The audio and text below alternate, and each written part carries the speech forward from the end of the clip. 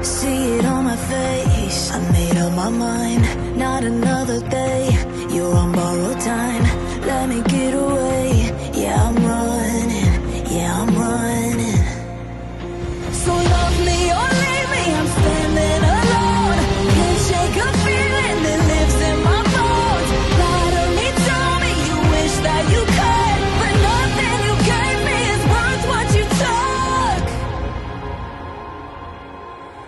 'Cause baby when I'm gone for good.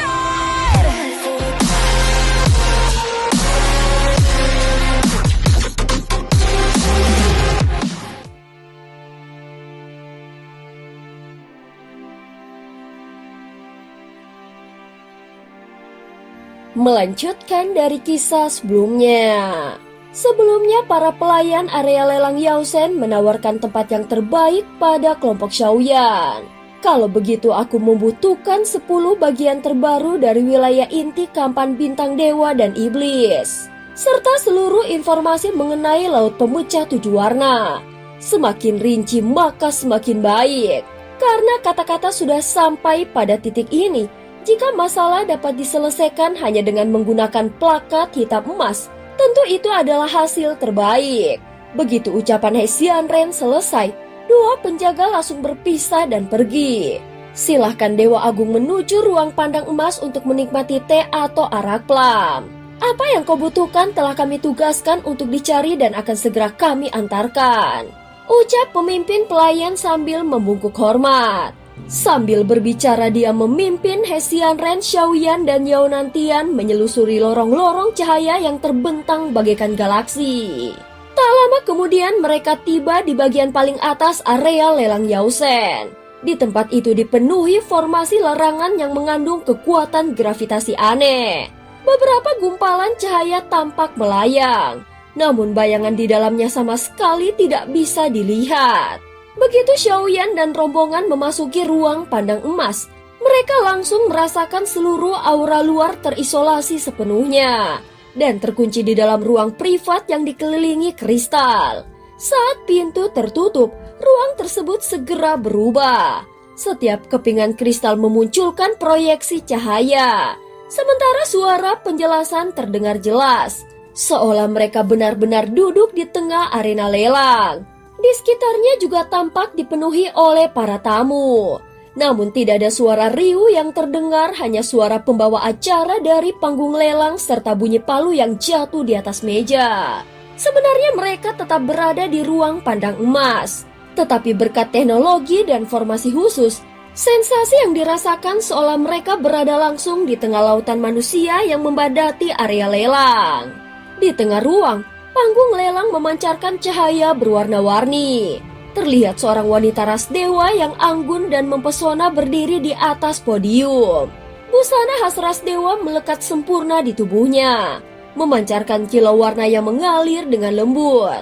Pada lengan bajunya terukir pola bintang yang timbul tenggelam. Aura wanita itu kosong, murni, dan anggun. Bahkan setiap gerakan tangan dan langkah kakinya seolah membawa jejak kesucian ilahi. Begitu dia muncul, sorak-sorai menggelegar dari tribun ras dewa membuktikan pengejaran ekstrim mereka terhadap kesempurnaan dan kemewahan. Para tamu terhormat, ucap wanita ras dewa itu dengan suara jernih bagai embun bulan. Barang lelang berikut ini adalah salah satu harta utama dari zona penyimpanan rahasia dalam perayaan suci kali ini. Namanya pasir bintang pemelihara jiwa. Dia berasal dari inti pecahan alam purba ditempa oleh puluhan ribu tahun waktu. Benda ini mampu memelihara dan memperkuat sumber jiwa. Kegunaannya tidak terhitung dan dapat digunakan untuk memulihkan jiwa suci yang rusak. Begitu penjelasannya selesai, para penjaga di samping segera bergerak. Saat berikutnya sebuah kotak transparan yang terbuat dari kristal bintang muncul perlahan. Di dalamnya tampak pasir berkilauan berwarna perak keemasan yang berputar perlahan seolah memiliki kehidupan sendiri. Aura lembut mengalir di dalam kotak memancarkan gelombang jiwa yang menenangkan namun dalam dan sulit dipahami sepenuhnya. Xiaoyan menyipitkan matanya. Benda ini memang memiliki efek pemulihan jiwa. Namun deskripsi barusan jelas mengandung unsur berlebihan. Namun bagi sebagian orang, terutama mereka yang mengalami luka jiwa serius, benda ini bisa menjadi penopang hidup yang sangat penting. Jika jiwa terus terkikis tanpa pemulihan, kondisinya hanya akan semakin berbahaya dan perkembangan kekuatan jiwa pun akan terhenti. Harga awal 3 juta koin Yausen. Wanita Resdewa itu mengumumkan dengan tegas. Xiaoyan belum pernah mendengar koin ini sebelumnya. Namun dia sama sekali tidak khawatir dengan Hesian Ren di sisinya. Dan hanya melihat keberadaan pelakat hitam emas itu saja sudah cukup membuktikan segalanya. Cih, pasir pemelihara jiwa, omong kosong belaka. Benda semacam ini sama sekali tidak bernilai. Hesian Ren berkata dengan dingin dan sedikit menghina. Jelas barang tersebut bahkan tidak layak menarik perhatiannya. Begitu kata-kata itu jatuh, pilar cahaya di berbagai ruang privat langsung melonjak liar. 500.000, 5 juta, 5.300.000 koin Yausen. Xiaoyan dapat melihat dengan jelas di kedua sisi panggung lelang terdapat layar kristal raksasa yang terus memperbarui angka penawaran. Saat ini harga dengan cepat menembus 8 juta koin Yausen, membuat atmosfer area lelang memanas dalam sekejap. Ketika harga hampir berhenti dan barang itu hendak diketuk palu, Xiaoyan tiba-tiba membuka mulutnya. Saudara He, jiwaku mengalami kerusakan. Benda pemulih jiwa seperti ini mungkin masih berguna bagiku, ucap Xiaoyan sambil tersenyum pahit. Sayangnya aku tidak memiliki apapun yang bisa memulihkan jiwa. Dan aku juga tidak punya koin Yausen. Maukah saudara He meminjamkanku sedikit? Ucap Xiaoyan. Hesian Ren tampak tidak menyangka bahwa Xiaoyan menginginkannya. Dia segera menoleh ke arah ruang lelang dan berkata dengan tenang, "Barang itu kuambil." Begitu kata-kata itu terucap, angka pada layar emas langsung diselimuti cahaya hitam emas. Bahkan wanita ras dewa yang memimpin pelelangan tampak terkejut. Jelas dia tidak menyangka akan ada tamu berpangkat hitam emas yang turun tangan secara langsung. Dengan ini pasir pemelihara jiwa telah memiliki pemiliknya. Selamat, ucap wanita itu dengan lantang. Dalam sekejap pelelangan kehilangan maknanya. Jelas tidak seorang pun berani menawar lagi. Bahkan jika mereka ingin menambahkan harga, itu pun sudah tidak mungkin lagi. Bagaimanapun area lelang Yausen tidak akan pernah menyinggung tamu berpangkat hitam emas. Tak lama kemudian, bahkan sebelum sampai beberapa tarikan nafas, kristal bintang yang sebelumnya berada di panggung lelang telah diantarkan langsung ke hadapan Xiaoyan. Begitu barang itu memasuki ruang pandang emas, seorang petugas segera berbicara dengan hormat. Selamat kepada Dewa Agung Hesian Ren atas keberhasilan memenangkan barang ini. Sesuai aturan, kami akan memberikan potongan 50% dari harga lelang dan langsung memotongnya dari akun eksklusif Anda. Hesian Ren melambaikan tangannya ringan lalu menoleh ke arah Xiaoyan. Saudara Xiaoyan, jika ada barang apapun di tempat ini yang kau sukai, katakan saja. Aku akan menghadiahkannya kepadamu. Begitu kata-kata itu diucapkan, semua orang di ruang itu menatap Xiaoyan dengan terkejut. Identitas Hesian Ren jelas mereka ketahui, tetapi wajah Xiaoyan benar-benar asing bagi mereka. Yao Nantian yang berada di belakang sampai menarik nafas dingin.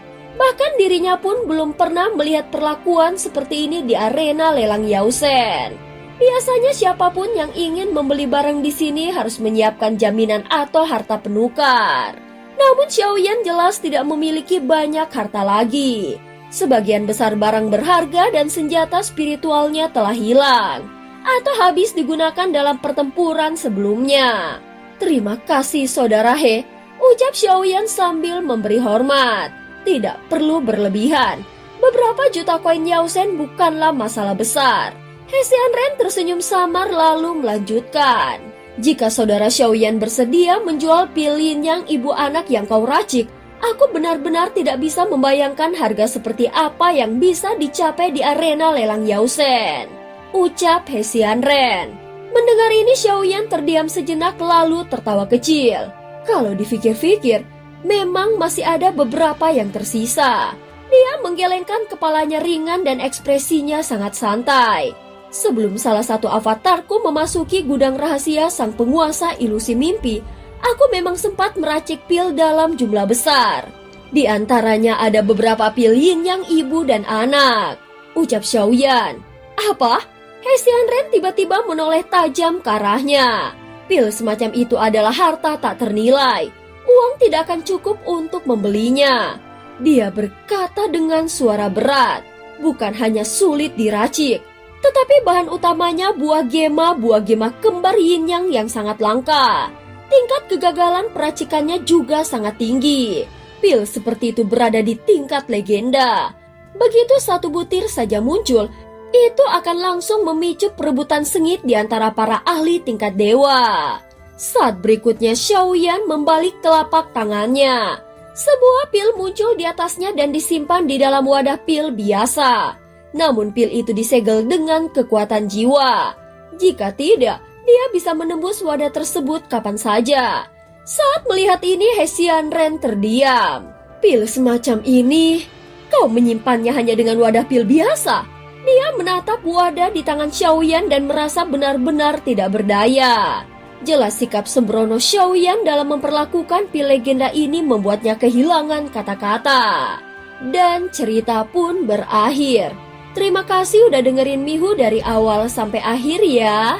Sampai jumpa.